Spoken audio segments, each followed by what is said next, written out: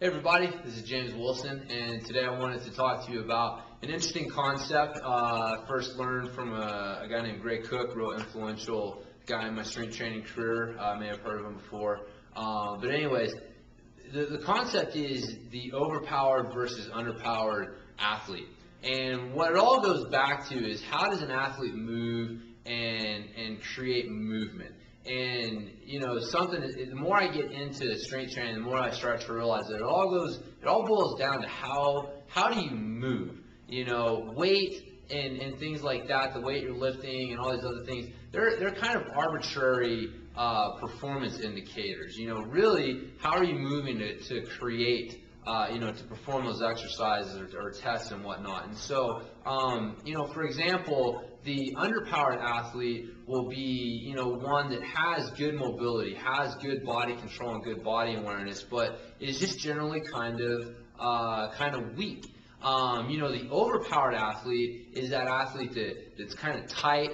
We would think of them as being, kind of muscle bound, I guess. They just don't, move well. They don't have good hip mobility, and yet they're able to actually perform at a relatively high level. And I see this a lot in my facility where I get, young athletes actually, young kids that come in here, and they're pretty good athletes. But you can just see that the way that they move and create the movements is with a lot of compensation, and things are starting, unfortunately, a lot of times when kids come to see me, it's because things are starting to hurt. They're starting to get knee pain, hip pain, low back pain, things like that. And so what has happened is they're actually overpowering their ability to move freely. And so a lot of times coaches though don't recognize this, and we continually try to pile on and keep adding power and doing plyos and doing strength training and doing all these drills that continually try to make these kids more powerful and faster and stronger without actually looking at the quality of movement that they're using. And what I've actually found is that by cleaning up their movement, you can actually increase performance quite a bit without necessarily adding any weight to them. And I get this a lot, from feedback from people that do my online programs. At first they're a little afraid to not lift as much weight, to concentrate more on the movement and do some of these different techniques and stuff that come from cleaning up movement.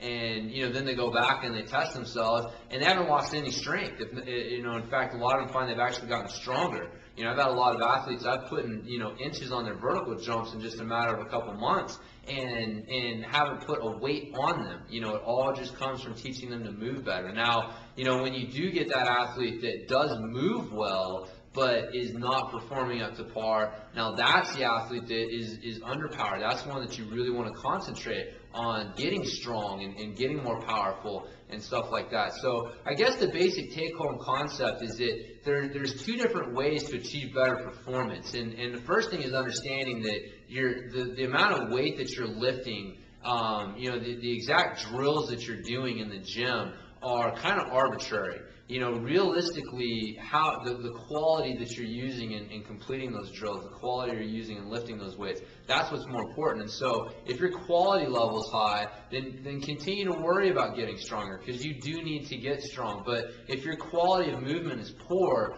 don't worry about how much weight you're lifting.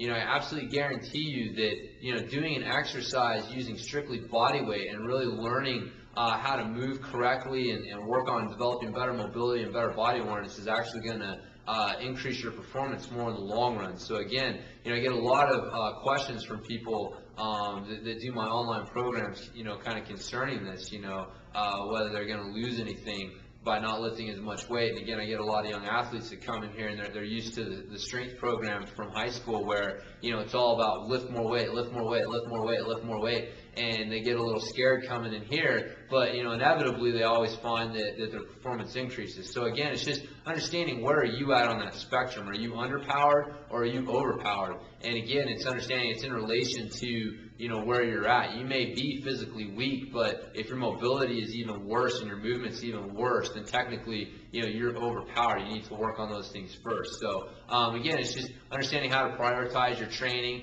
and 99% of the time people need to work on mobility and that quality of movement before they start concentrating too much on on the strength and power and effort of the movement. So again, this has been James Wilson. Interesting little concept for you to think about, kind of think where you're at on that scale and decide, what is the best thing for you to do in order to perform better. Because, again, if you're not lifting just for the sake of lifting, if the gym is not your sport, then